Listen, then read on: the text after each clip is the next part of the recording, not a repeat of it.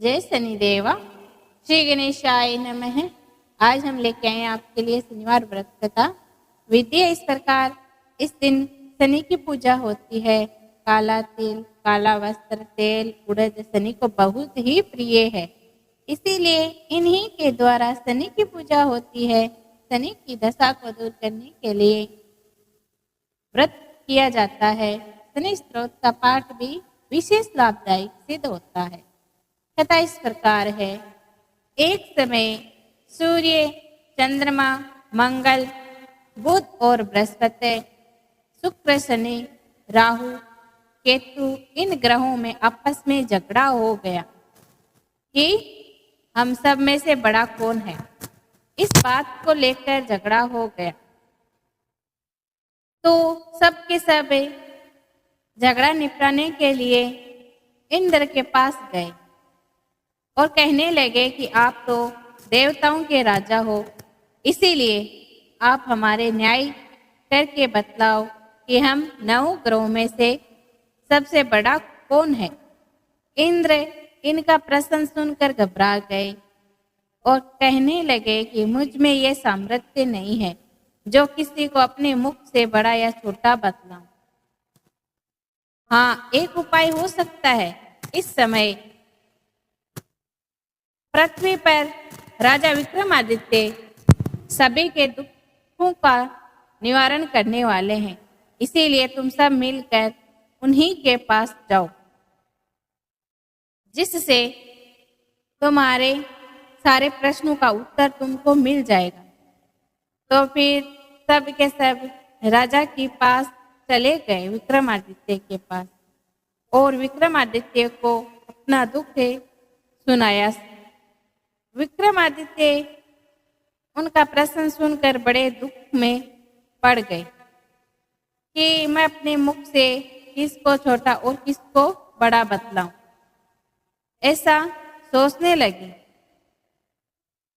जब राजा ने उनकी बात सुनकर सोचा कि क्यों ना इनके लिए इनके अलग अलग आसन बनवाए जाए, जैसे कि सोना सबसे पहले और लोहा सबसे पीछे। इस बात से यह सिद्ध होता है कि जिसका आसन सबसे बड़ा आगे, वह सबसे बड़ा जानिए अपने आप को। ऐसा निश्चय राजा ने किया और सारे आसन बनवाए, जैसे कि लोहा, रांगा, जस्ता, कांसा, पित्तल, अभ्रक, इन 9 धातुओं के 9 आसन बनवाए और सब आसनों को क्रम से, जैसे सोना सबसे पहले और लोहा सबसे पीछे। इसलिए शनिदेव ने जान लिया कि लोहा सबसे पीछे था और वह शनिदेव का आसन था। फिर राजा कहता है कि सब अपने अपने सिंहासनों पर विराजिए। तो लोहा सबसे पीछे था और वह शनिदेव का आसन था। इसीलिए शनिदेव ने समझ लिया कि राजा ने मुझे छोटा बना दिया। इस पर शनि को बड़ा क्रोध आया और कहा, हे राजन, तुम तो मेरे पराक्रम को नहीं जानते। सूर्य एक राशि पर 1 महीना, चंद्रमा 2.25 महीना, मंगल 1.5 महीना, बृहस्पति 13 महीना, शुक्र 1 महीने, परंतु मैं एक राशि पर 2.5 अथवा 7.5 साल तक रहता हूँ। हे राजन सुनो, मैंने बड़े बड़े राजाओं को भीषण दुख दिया है। जैसे राम जी को 7.5 आई तो वनवास हो गया, रावण पर आई तो रावण के कुल का मैंने नाश कर दिया, राम और लक्ष्मण ने लंका पर चढ़ाई कर दी। हे राजा, अब तुम सावधान रहना। तो राजा कहने लगा, जो कुछ भाग्य में होगा देखा जाएगा। उनके बाद अन्य ग्रह तो प्रसन्नता के साथ चले गए, परंतु शनिदेव बड़े क्रोध के साथ वहां से सिधारे। कुछ काल व्यतीत हो जाने पर जब राजा को 7.5 की दशा आई तो शनिदेव घोड़ा के सौदागर बनकर उनके सुंदर घोड़ों के सहित राजा की राजधानी में आए। जब राजा ने सौदागर के आने की खबर सुनी तो अवसपाल को अच्छे अच्छे घोड़े खरीदने की आज्ञा दी। अवसपाल ऐसी ऐसी नस्ल के घोड़े देखकर और उनका मूल्य सुनकर चकित हो उठा। तुरंत ही राजा को खबर दी। राजा उन घोड़ों को देखकर और अच्छा सा एक घोड़ा सवार के लिए चुन लिया और उस घोड़े पर खुद बैठकर भ्रमण करने के लिए जंगल में गए। राजा को घोड़ा इतनी दूर ले गया कि घने जंगल में ले जाकर राजा को छोड़कर अंतर ध्यान हो गया। इसके बाद राजा अकेला जंगल में भटकता फिरता रहता है। बहुत देर पश्चात राजा ने भूख और प्यास से दुखी होकर भटकते भटकते एक ग्वाल को देखा। ग्वाल ने राजा को प्यास से व्याकुल देखकर पानी पिलाया। राजा की अंगुली में एक अंगूठी थी, उसे वह निकाल कर प्रसन्नता के साथ ग्वाल को दे दी और शहर की ओर चल दी। राजा शहर में पहुंचकर एक सेठ की दुकान पर जाकर बैठ गया और अपने आप को उज्जैन का रहने वाला तथा अपना नाम विक्का बतलाया। सेठ ने उसको कुलीन मनुष्य समझकर जल आदि पिलाया। भाग्यवश उस दिन सेठ की दुकान पर बिक्री बहुत ही अधिक हुई थी। तब सेठ उसको भाग्यवान पुरुष समझकर भोजन कराने के लिए अपने साथ ले गया। भोजन करते समय राजा ने आश्चर्य की बात देखी कि खूंटी पर हार लटक रहा है और वह खूंटी हार को निगल रही है। भोजन के पश्चात कमरे में आने पर जब सेठ को कमरे में हार न मिला तो सब ने यही निश्चय किया कि सिवा विक्का के और कोई इस कमरे में आया ही नहीं, अतः उसी ने ही हार को चोरी किया है। परंतु विक्का ने हार लेने से मना कर दिया। इस पर 5-7 आदमी इकट्ठा होकर उसको फौजदार के पास लाया गया। फौजदार ने उसको राजा के सामने उपस्थित कर दिया और कहने लगे कि यह आदमी तो चोर मालूम नहीं होता है, परंतु सेठ का कहना है कि इसके सिवा और कोई घर में आया ही नहीं, अवश्य इसी ने ही चोरी की है। तब राजा ने आज्ञा दी कि इसके हाथ और पैर काट दिया जाए। राजा की आज्ञा का तुरंत पालन किया गया। विक्का के हाथ और पैर काट दिए गए। इस प्रकार कुछ काल व्यतीत होने पर एक तेली उसको अपने घर ले गया और कोल्हे पर उसको बिठा दिया। विक्का उस पर बैठा हुआ जुबान से बैल को हाँकता रहा। शनि की दशा समाप्त हो गई और एक रात को वर्षा ऋतु के समय वह मल्हार राग गाने लगा। उसका गाना सुनकर उस शहर के राजा की कन्या उस राग पर मोहित हो गई और दासी को खबर लेने के लिए भेजा कि शहर में कौन राग गा रहा है। दासी सारे शहर में फिरती फिरती क्या देखती है कि तेली के घर जो चौरंगिया है वह राग गा रहा है। दासी ने महल में आकर राजकुमारी को सब वृत्तांत कह सुनाया। बस उसी क्षण से राजकुमारी ने अपने मन में यह प्रण कर लिया, चाहे कुछ हो मैं उस चौरंगे के साथ ही विवाह करूंगी। प्रातः काल होते ही जब दासी ने राजकुमारी को जगाना चाहा तो राजकुमारी अनशन व्रत लेकर पड़ी रही। तब दासी ने रानी के पास जाकर राजकुमारी के न उठने का वृत्तांत कहा। रानी ने तुरंत ही वहां पर आकर राजकुमारी को जगाया और उसके दुख का कारण पूछा। तो राजकुमारी ने कहा कि माताजी, मैंने यह प्रण कर लिया है कि तेली के घर जो चौरंगिया है उसी के साथ मैं विवाह करूंगी। माता ने कहा, पगली ये क्या बात कर रही है, तुझको तो किसी देश के राजा के साथ विवाह जाएगा। कन्या कहने लगी, माताजी मैं अपना प्रण कभी नहीं तोड़ूंगी। माता ने चिंतित होकर यह बात राजा को बताई।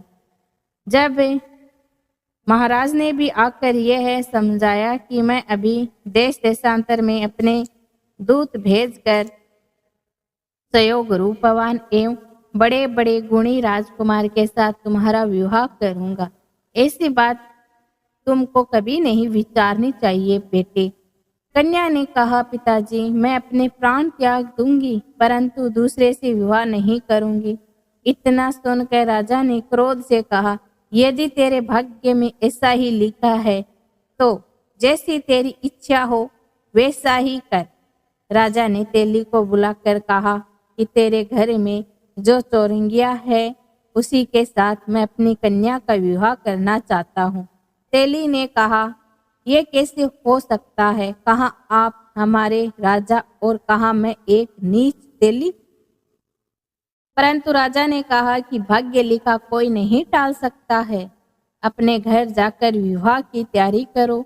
राजा ने उसी समय तोरण और बंदवार लगाकर अपनी राजकुमारी का विवाह चौरंगिया बना विक्रमादित्य के साथ कर दिया। रात्रि को जब विक्रमादित्य और राजकुमारी महल में सोए तो आधी रात के समय शनिदेव ने विक्रमादित्य को स्वप्न दिया कि राजा कहो, मुझको छोटा बतलाकर तुमने कितना दुख उठाया। राजा ने क्षमा मांगी। शनिदेव ने प्रसन्न होकर विक्रमादित्य को हाथ और पैर दे दिए।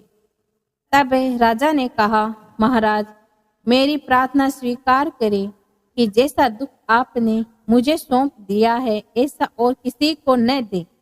शनिदेव ने कहा, तुम्हारी यह प्रार्थना स्वीकार है। जो मेरी कथा सुनेगा कहेगा उसको मेरी दशा में कभी किसी प्रकार का दुख नहीं होगा। जो नित्य ही मेरा ध्यान करेगा उसके सारे दुख दूर हो जाएंगे। ऐसा कहकर शनि महाराज अंतर ध्यान हो गए। तब राजकुमारी की आंख खुली तो वह देखती है राजा के हाथ और पांव सही सलामत और तो आश्चर्य को प्राप्त हो गई। उसको देखकर राजा ने अपना समस्त हाल कह सुनाया कि मैं उज्जैन का राजा विक्रमादित्य हूँ। यह बात सुनकर राजकुमारी अत्यंत प्रसन्न हुई। प्रातःकाल राजकुमारी से उसकी सखियों ने पूछा तो सब उनसे अपने पति का समस्त वृत्तांत कह सुनाया। राजकुमारी ने तब सबसे प्रसन्नता प्रकट की और कहा कि ईश्वर ने आपकी मनोकामना पूर्ण कर दी है। तब सब उसी सेठ ने बात सुनी तो वह विक्रमादित्य के भागा भागा पास में आकर पैरों पर गिरकर क्षमा मांगने लगा। आप पर मैंने चोरी का झूठा दोष लगाया, मुझे माफ कर दीजिए। अतः आप मुझे जो चाहिए दंड दे दीजिए। जो भी आप चाहो वो दंड मुझे दे दो। राजा ने कहा, मुझ पर शनि का कोप था, इसी कारण यह सब दुख मुझको प्राप्त हुआ। इसमें तुम्हारा कोई दोष नहीं है। तुम अपने घर जाकर कार्य करो। सेठ बोला, मुझे तभी शांति होगी जब आप मेरे घर चलकर प्रतिपूर्वक भोजन करोगे। राजा ने कहा, जैसी आपकी मर्जी हो वैसा ही करे। सेठ ने अपने घर जाकर अनेक प्रकार के सुंदर भोजन बनवाए और राजा विक्रमादित्य को प्रतिभोज दिया।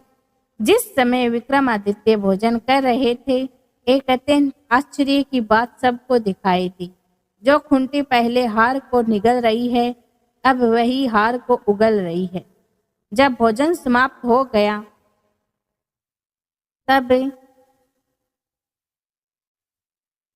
राजा ने बहू से मोहरे राजा को भेंट की और कहा कि मेरे श्री कंवर नाम की एक कन्या है, उसका पानी ग्रहण आप कीजिए। इसके बाद सेठ ने अपनी कन्या का विवाह राजा के साथ कर दिया और बहुत सा दान दहेज देकर इस प्रकार वहां पर निवास करने के पश्चात विक्रमादित्य ने कहा कि अब मुझे शहर जाने की इच्छा हो रही है, यानी कि मैं उज्जैन जाना चाहता हूँ। फिर कुछ दिन के बाद विदा लेकर राजकुमारी मन भावनी सेठ की कन्या श्री कंवर तथा दोनों जगह के दहेज में प्राप्त अनेक दास दासियां रथ और पालकियों सहित विक्रमादित्य उज्जैन की तरफ चल दिए। जब वे शहर के निकट पहुंचे और पूर्ववासियों ने राजा के आने का समाचार सुना तो समस्त उज्जैन की प्रजा आगवानी के लिए आई। तब बड़ी प्रसन्नता से राजा अपने महल में पधारे। सारे शहर में बड़ा भारी महोत्सव मनाया गया। रात्रि को दीपमाला की गई। दूसरे दिन राजा ने शहर में यह सूचना करा दी कि शनिश्चर देवता सब ग्रहों में सर्वोपरि है। मैंने इनको छोटा बतलाकर इसी से मुझको यह दुख प्राप्त हुआ है। इसी कारण सारे शहर में सदा शनिश्चर जी की पूजा और कथा होने लगी। राजा और प्रजा अनेक प्रकार के सुख भोगती रही। जो कोई शनिश्चर जी की इस कथा को पढ़ता है या सुनता है शनिश्चर देवता की कृपा से उसके सब दुख दूर हो जाते हैं। शनिश्चर देवता की इस कथा को व्रत के दिन अवश्य पढ़ना चाहिए। सभी बोलिए ओम शांति ओम शांति। इस मंत्र का जाप जरूर करें शनि महाराज का। यह मंत्र इस प्रकार है। नीलांजने समाभासम रविपुत्रम यमाग्रजम छायामार्तंड संभुतम तं नमामि शनिश्चरम्।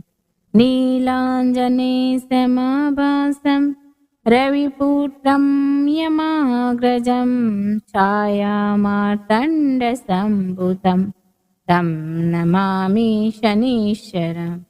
नीलांजने समाभासं